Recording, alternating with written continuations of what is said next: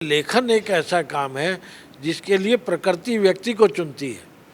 तो जब प्रकृति ने उनका चयन किया हुआ है, इसीलिए कहते हैं writers are not made, they are born. सबसे पहले तो मैं सोहा यूनिवर्सिटी को ही बधाई देना चाहूँगा कि उन्होंने इतना बड़ा आयोजन किया। नॉर्मली विश्वविद्यालयों में आयोजन होते हैं बड़े छोटे लेवल पे होते हैं। ये पहली बार मैं देख रहा हूँ कि यहाँ हिंदुस्तान की जितनी बड़ी भाषाएं हैं, 22 भाषाओं के लोग लगभग यहाँ हैं। और दूसरी बात यह है कि साहित्य की हर विधा के लोग हैं, कहानीकार भी हैं, कवि भी हैं, उपन्यासकार भी हैं, मीडिया कर्मी भी हैं, पब्लिकेशन से जुड़े हुए लोग भी हैं।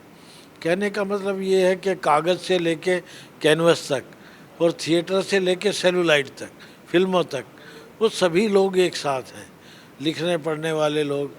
तो मैं इसे महाकुंभ कहना चाहूँगा। ये लेखकों का, कवियों का, रचनाकारों का एक महाकुंभ है जिसमें भारत की सारी प्रतिभाएं एक साथ इकट्ठी हुई हैं। दूसरा ये है कि जब विश्वविद्यालयों में ऐसे आयोजन होते हैं तो नई पीढ़ी को हम बड़ी आसानी से अपनी परंपरा और अपनी संस्कृति को पहुंचाने में कामयाब हो जाते हैं।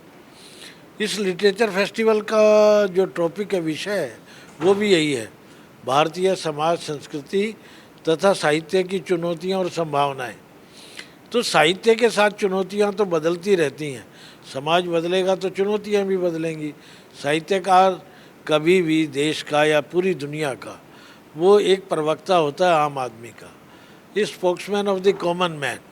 वो उसके सपने हैं, उसकी आशाएं हैं, इच्छाएं हैं, आकांक्षाएं हैं, उन सबको वाणी देता है, उन सबको हम तक पहुंचाता है। तो एक तरह से साहित्यकार का जन्म इसी काम के लिए हुआ है। और मेरा तो ये मानना है कि हर आदमी अपनी कोई ना कोई क्वालिफ़िकेशन के मुताबिक, अपने एप्टीट्यूड के मुताबिक कोई ना कोई काम धंधा चुन लेता है। लेकिन लेखन एक ऐसा काम है जिसके लिए प्रकृति व्यक्ति को चुनती है। तो जब प्रकृति ने उनका चयन किया हुआ है, इसीलिए कहते हैं writers are not made, they are born. तो जब आप इसी काम के लिए पैदा हुए हैं तो दूसरा यही है। एक जो सबसे अच्छी बात यह है कि लेखक एकांत साधक होते हैं, अपने घर में बैठ के लिखते पढ़ते हैं, बहुत कम उनका समाज से रिश्ता रहता है, किताबों के जरिए विचार उनके सामने आते हैं। लेकिन जब सारी भाषाओं के लोग इकट्ठे होते हैं तो उन्हें अलग अलग भाषाओं की लिटरेरी ट्रेडिशन का भी पता चलता है। भारत की जितनी बड़ी भाषाएं हैं, सबकी साहित्यिक परंपराएं अलग अलग हैं, हालांकि उनकी सोच और संवेदना एक जैसी है। पूरा हिंदुस्तान एक ही तरह सोचता है, हर लेखक अन्याय को देख के उसका प्रतिरोध करता है। लेकिन हर भाषा का अपना एक मिजाज भी है, हर भाषा की अपनी सांस्कृतिक पृष्ठभूमि है। तो अलग अलग पृष्ठभूमियों के जब रचनाकार इकट्ठे होते हैं तो एक तरह से संवेदना का एक विस्फोट भी होता है। और मेरा तो ये भी मानना है कि जो लिटरेचर फेस्टिवल है वो 3 दिन के बाद ख़त्म नहीं होते, वो अपने साथ उसकी स्मृतियाँ लेके जाते हैं, उनकी बातें लेके जाते हैं, और एक तरह से अनुवाद की एक श्रृंखला शुरू होती है।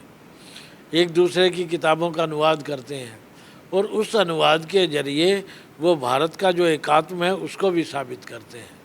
हम साहित्य अकादमी में एक डॉक्टर एस राधाकृष्णन का कोट अक्सर अपनी किताबों पे छापते हैं, Indian literature is one though it is written in many languages. तो वो जो भारत का एकात्म है वो इन लोगों के द्वारा, इनकी किताबों के जरिए, अनुवाद के जरिए हमारे सामने आता है। तो मैं वास्तव में बड़ा आभारी हूँ इस विश्वविद्यालय का जिसने मुझे आमंत्रित किया।